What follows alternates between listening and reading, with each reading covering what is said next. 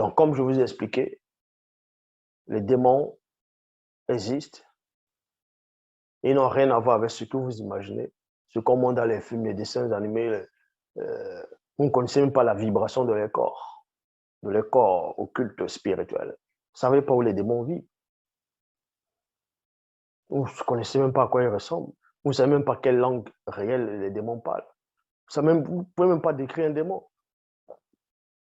Ils vont essayer de faire les dessins animés, les films science-fiction, les films d'horreur, pour dire, ah, voilà les esprits, voilà les démons. Vous les avez vus.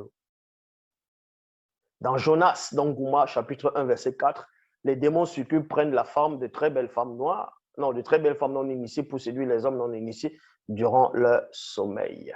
Durant leur sommeil. Vous comprenez? Maintenant, toujours dans Démonologie, chapitre 1, verset 140, il est dit ici, ainsi, pendant le sommeil, l'âme de la personne sort dans la dimension des rêves. Parce que quand vous rêvez, vous allez où? Les gens pensent que rêver, ça se passe que dans le cerveau. Donc, vous êtes en train d'imaginer dans le cerveau, ça devient le rêve. Non. Quand vous rêvez, vous sortez réellement. Vous entrez dans un autre plan, dans le plan occulte. C'est-à-dire dans le plan des rêves. Vous entrez dans le monde des rêves. C'est ça le mystère. Pendant le sommeil, l'âme de la personne entre dans la dimension des rêves.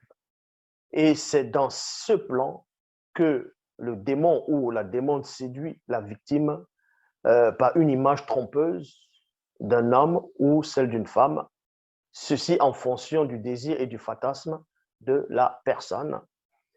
On peut bel et bien volontairement entrer dans le monde des rêves. Quelqu'un peut rêver, tu entres dans son rêve, il te voit dans ton rêve et tu fais des choses dans le rêve. On peut entrer dans les rêves, mais sauf que il y a une porte pour ça. Mais cette porte, c'est pas l'obscurité. Bon, l'exemple, c'est quoi? Quelqu'un, ça vous est déjà arrivé, vous êtes endormi, vous êtes en train de rêver. Et vous avez une fenêtre à côté, il y a des oiseaux qui se mettent à chanter. Et vous entendez le bruit d'oiseaux dans votre rêve. C'est-à-dire que la voix des oiseaux, cette voix a réussi. C'est-à-dire, les voix d'oiseaux ont réussi à entrer dans votre rêve. Ils sont entrés comment? Ils ont pris quel passage? Vous pouvez rêver et le chien est en train d'aboyer. À un moment donné, vous entendez le chien en train d'aboyer dans votre rêve. Et vous pensez que c'est un rêve, vous vous réveillez, après vous entendez le chien aboyer. C'est-à-dire que sa voix est entrée dans le monde des rêves. Parce que pour entrer dans le monde des rêves, il y a un passage. C'est pour cela qu'avant de dormir, vous tombez d'abord dans l'obscurité. Après, vous tombez dans l'obscurité d'abord parce qu'on ne veut pas vous montrer la porte des rêves pour que vous voyez où ça se trouve. Parce que sinon, vous avez dit, tiens, la voisine là, elle me plaît. Cette nuit, je vais aller la visiter. Mais déjà, pour aller la visiter, il faut d'abord savoir comment on sort de son propre corps pour connaître la porte des rêves. Tiens, la voisine là, quand elle va dormir, je vais la rendre visite. Je vais entrer dans son rêve. Je vais l'attraper là-bas dedans. Vous voyez, voilà ce que les gens vont penser. C'est pour ça qu'on a caché la porte des rêves aux hommes. Et on ne peut entrer là-bas que inconsciemment. Pour cela, il faut que tu tombes d'abord dans l'obscurité, dans le sommeil. Et ensuite, tu te retrouves dans le monde des rêves. Et maintenant, il y a plusieurs rêves maintenant en fonction de tes fantasmes, de tes désirs. Il y a les rêves où toi-même, tu ne contrôles pas.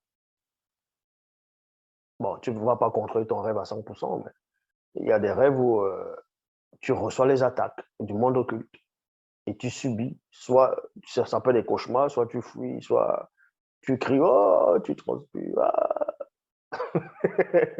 Dans Origine, chapitre 40, verset 2, il est dit, au bout de quelque temps, une démon succube entra dans son rêve, prit l'apparence d'une très belle et séduisante femme et lui dit, viens et couche avec moi. Il y a point. Cantique des Cantiques, chapitre 5, au verset 2, toujours dans la Bible. J'étais endormi et mon cœur veillait. Vous voyez? J'attends quelque chose et c'est le démon familier qui prend l'apparence de la voix de mon bien-aimé. Et il frappe à la porte de mon âme. Ouvre-moi, ma sœur, mon amie, ma douce, ma parfaite. car ma tête est couverte de rose, de rosée plutôt, et mes cheveux sont pleins des gouttes de la nuit.